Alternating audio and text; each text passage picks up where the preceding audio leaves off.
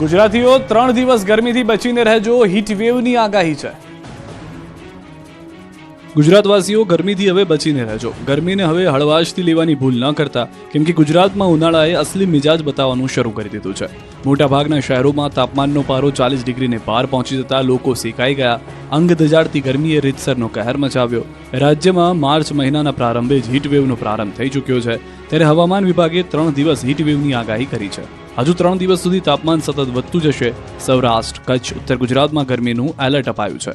આવતીકાલે મંગળવારે અમદાવાદ સહિત કચ્છ, બનાસકાંઠા અને સુરતમાં યલો એલર્ટ આપ્યું છે। સાથે જ મોરબી, સુરેન્દ્રનગર, ગાંધીનગર, રાજકોટ, પોરબંદર, જૂનાગઢ, અમરેલી, ગીર સોમનાથમાં યલો એલર્ટ જાહેર કરાયું છે। સોમવારે અમદાવાદમાં 40 ડિગ્રી તાપમાન નોંધાયું તો દેશમાં સૌથી ગરમ શહેર રહ્યું રાજકોટ। 41.1 ડિગ્રી તાપમાન રાજકોટમાં રહ્યું। સુરેન્દ્રનગરમાં 40.5 ડિગ્રી તાપમાન રહ્યું। પરેશ ગોસ્વામીએ પણ ગરમીને લઈને આગાહી કરી છે। આ વખતે તાપમાન રેકોર્ડ તોડી શકે છે। उच्चतम तापमान में अगले 3 दिन तक आपका जो टेम्परेचर है 2 से 3 डिग्री सेंटीग्रेड अभी मतलब एनर्जी रहेगा 2 से 3 दिन। फिर उससे आगे जो दिन आएगा उससे 2 से 3 डिग्री सेंटीग्रेड टेम्परेचर का डाउन होने का पूर्वानुमान है।